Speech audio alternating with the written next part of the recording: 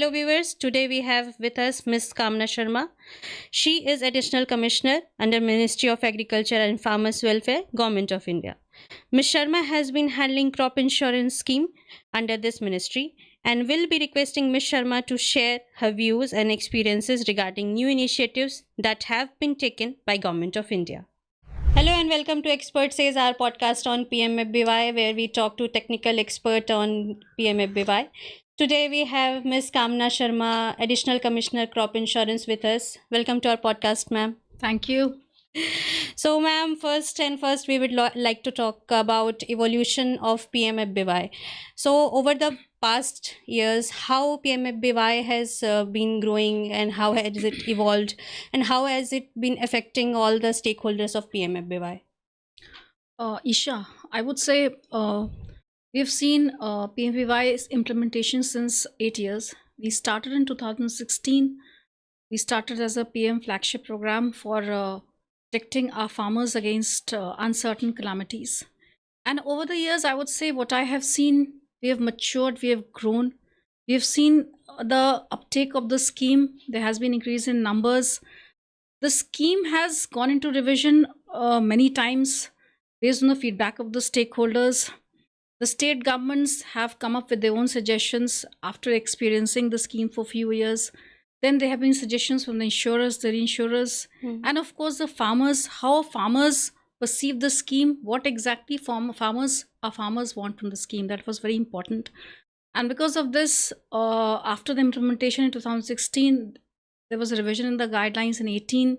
Subsequently, I would say 2020, just before the commencement of Kharif 2020 season, I think that was one of the major shift where the scheme was made voluntary for the all farmers. Okay.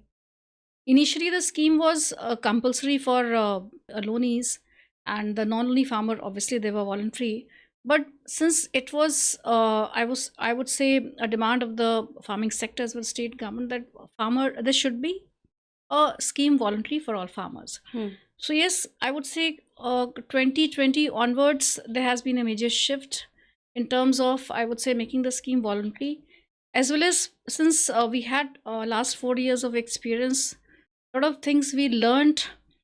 The Government of India thought about moving ahead with rationalization of premium rates, how financial discipline can be inculcated among the stakeholders, whether it's the state governments, whether states are required to release subsidy in a timely manner, whether it's about insurance companies, because insurance companies have this huge responsibility of settling the claims.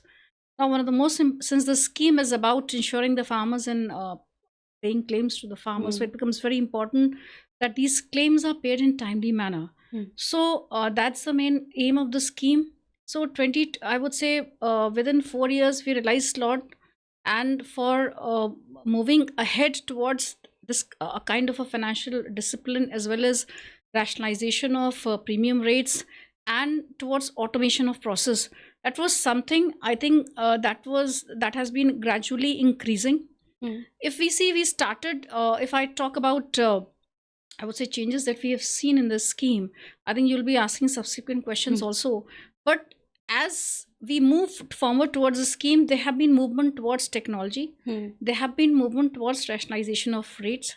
There have been movement towards bringing the data under one source, that's a crop insurance portal, and also to ensure that how the insurance companies and even our efforts of Government of India as well as state governments reach out to the farmers at the old level. So this is how I would say the scheme has evolved. Okay. We started in 16, and now when we are in 2024, I can say that when the last tender cycle was taken up in 23, there has been rationalization of premium rates. There has been larger participation from the insurance companies, because having insurance capacity is very important. There has been, I would say, a return from few states, 23 and 2022, that shows that yes, the states require the scheme.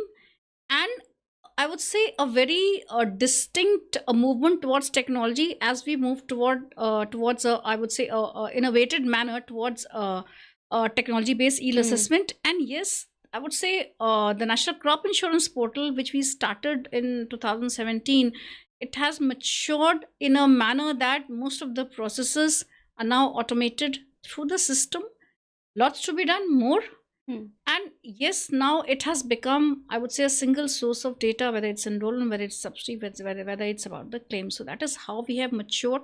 Yes, way ahead we have to go.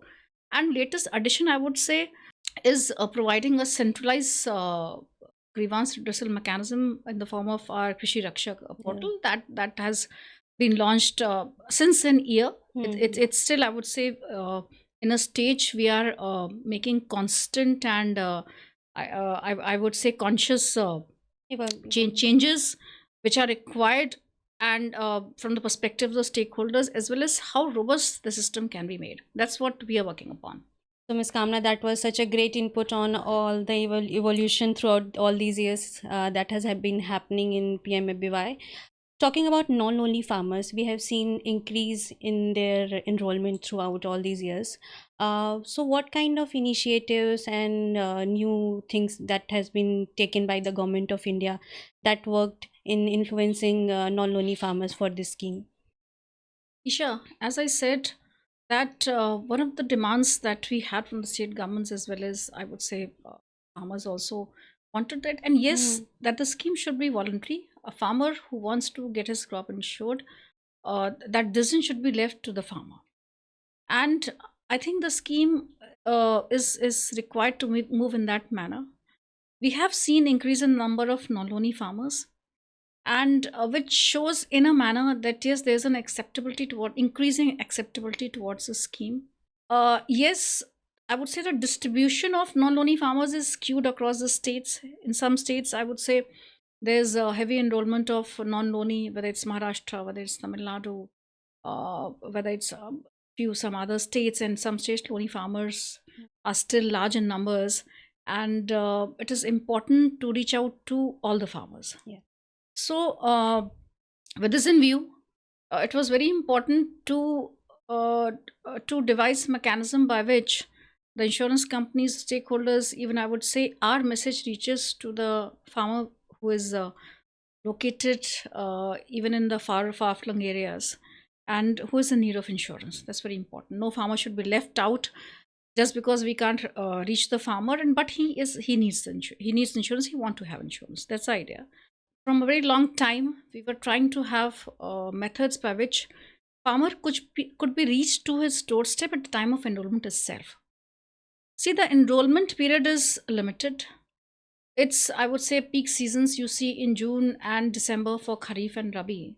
And it is important that we reach the farmers, or the insurance companies reach the farmer at their doorsteps, at the villages where they are located, to get them insured, whoever wants to get insured.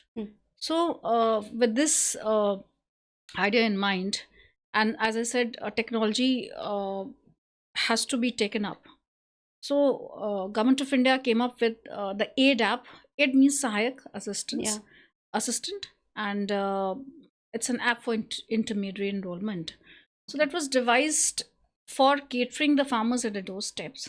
Insurance company intermediaries can walk to the villages, to the farmer's doorstep. It's a paperless procedure, where the farmer can be enrolled.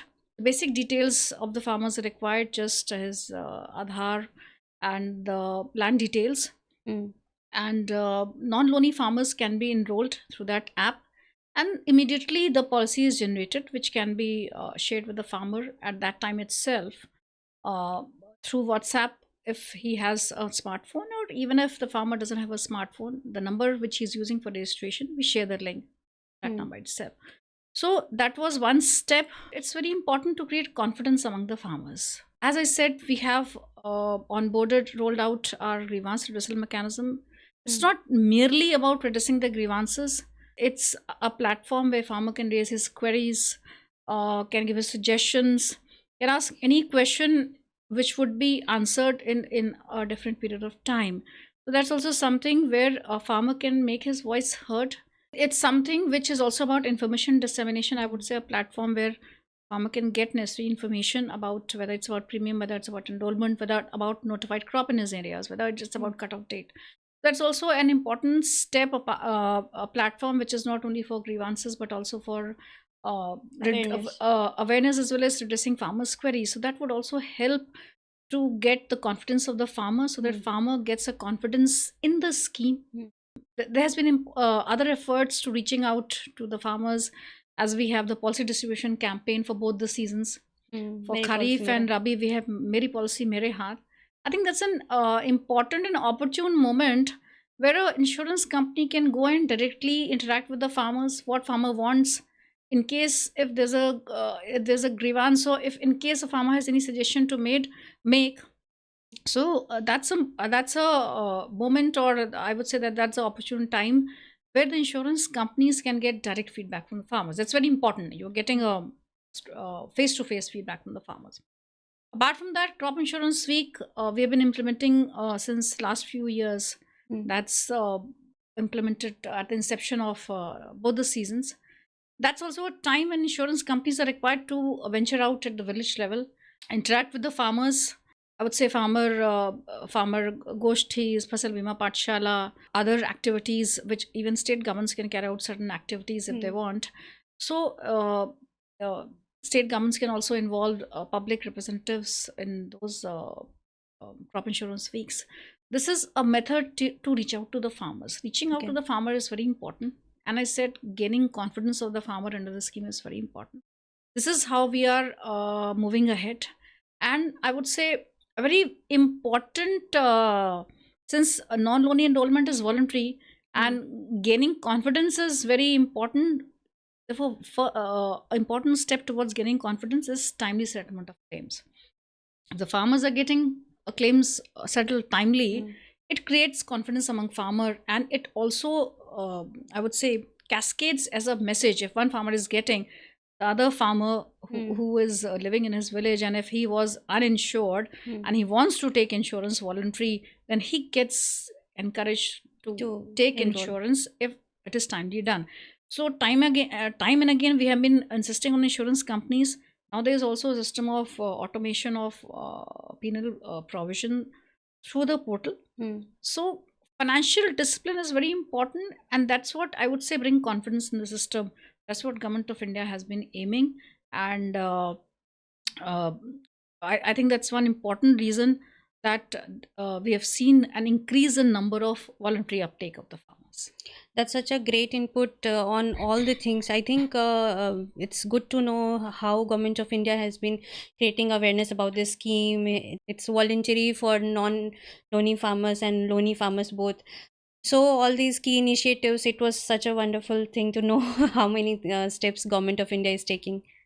Ms. Kamna, as you mentioned, the new guideline has been updated and there are key changes being done.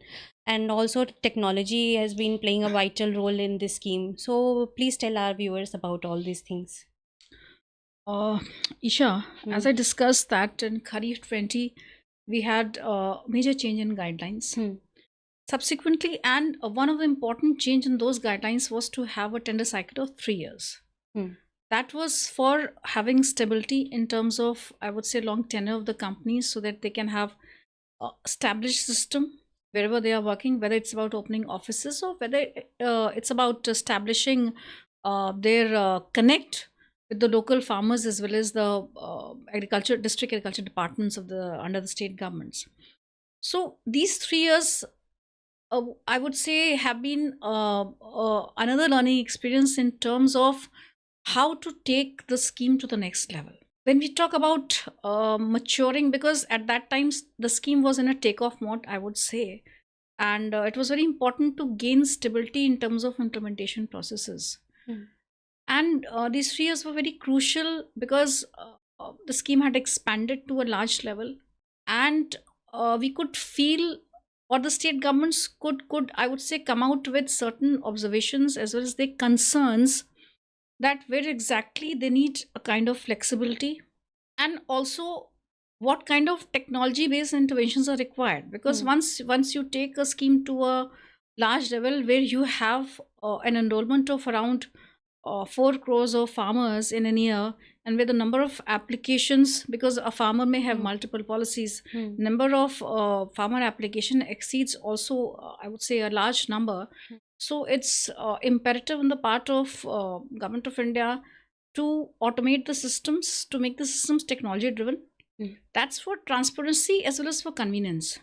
Because I would say, whether it's the state governments, whether it's government of India, whether it's about insurance companies or any stakeholder involved, having unlimited manpower is not a solution, or I mean, it's not existing also. Manpower is a challenge everywhere. So that was to be addressed.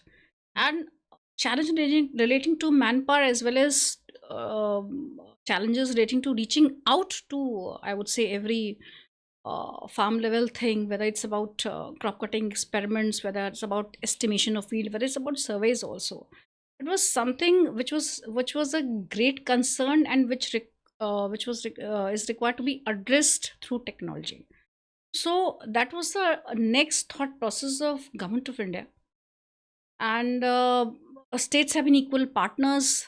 There were deliberations with the state governments, and state governments requested for certain flexibilities in terms of implementation, requested for certain models that were offered under the guidelines. Now it is upon the state to think about what kind of implementation measures they need.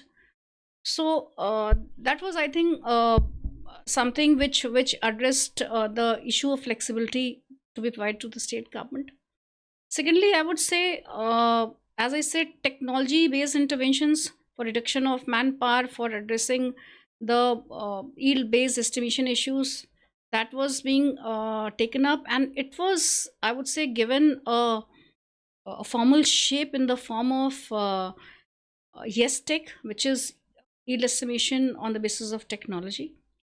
So, and when the next tender cycle was taken up in Kharif 2023, it was really good that we were in a position to roll out these initiatives.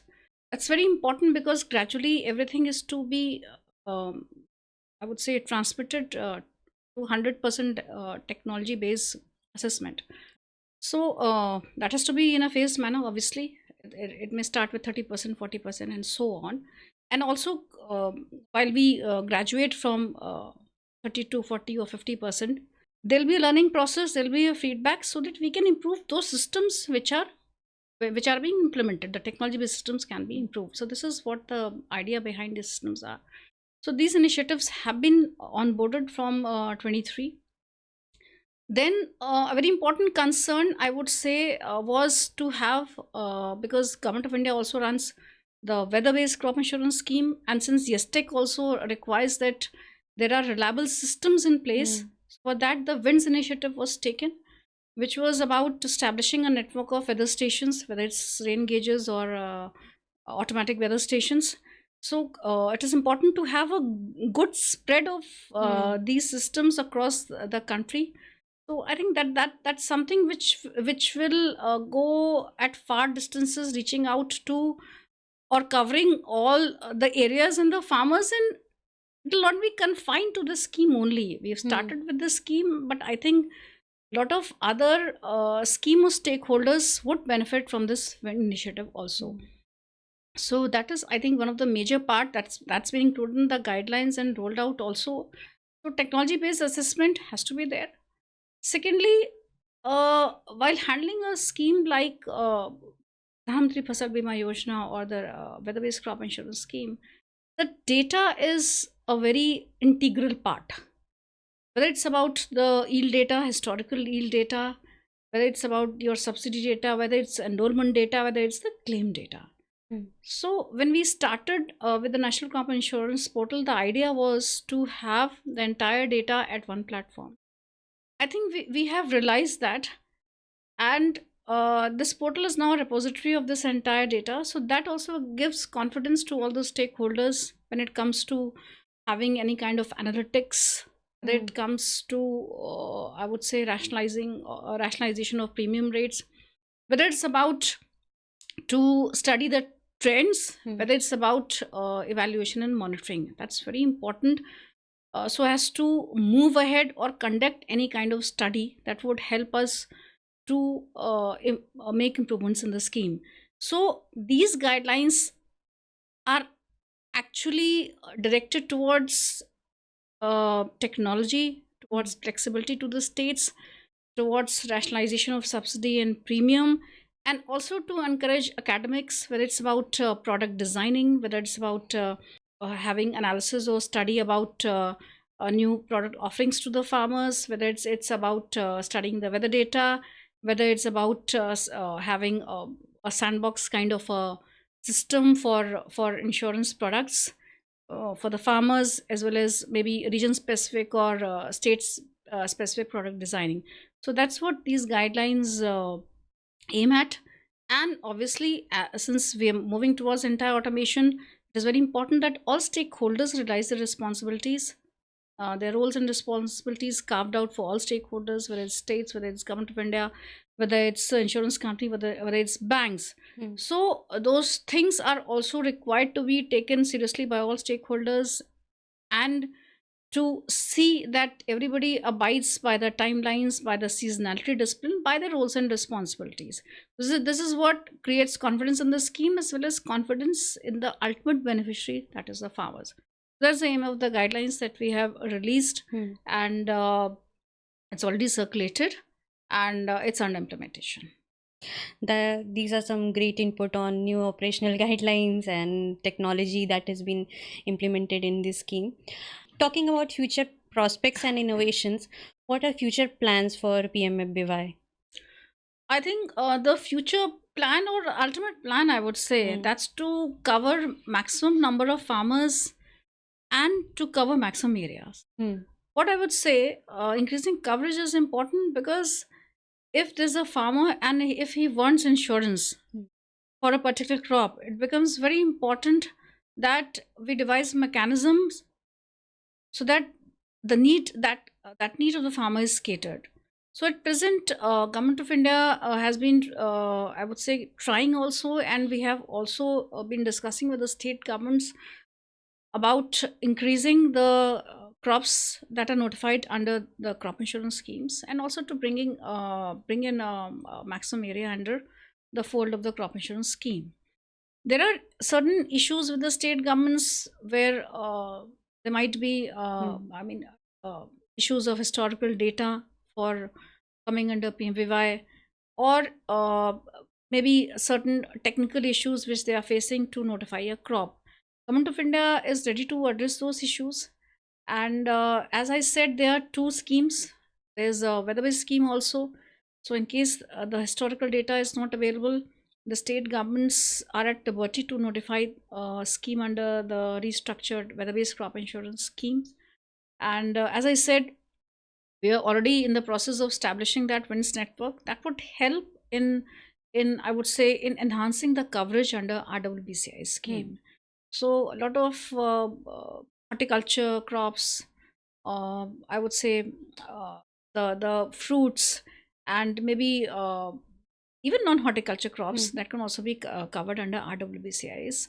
There has been initiative towards bringing more and more crops under this fold, and as we see that we've been talking lots about climate change, unseasonal, I would say, weather changes, whether it's unseasonal rainfall or other calamities, that has increased over the years. So it's very important that the crops of the farmers are protected, and farmers are granted protection under crop insurance.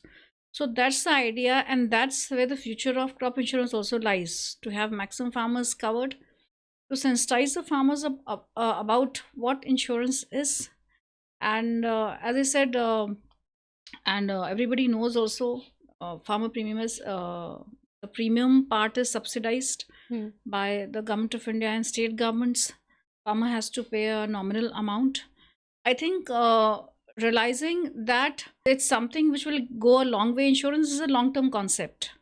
There may be 2 or 3 good years, but there may be 1 bad year. So it is very important to be prepared for the bad year. That's the crux of insurance. And I would say that, as I said previously, that everybody has to realize their responsibility. So if every stakeholder performs their roles and responsibility in a manner which is required, then obviously there's a confidence in the scheme, there's confidence in the part of beneficiary, and it helps to move to the next level. Sure. That's what is required. Awesome. That when we move to the next level, it's very important that we have gained a level of perfection before we move towards, I would say, an increasing trend or an increasing elevation. Ms. Sharma, that's very informative to know about Government of India's initiatives. I'm sure our viewers will be very informative about how Government of India is working for farmers' awareness and grievance redressal. Ms. Kamna, it was such a great learning experience for me, and I'm sure our viewers have learned so many things about PMFBY today. And I'm sure in our next part, it will be new introduction and new things that we'll be discussing. Thank you for joining us. Sure, Isha. I know I would also love to share my experience and views with the viewers, whatever new initiatives are being taken under the scheme by Government of India.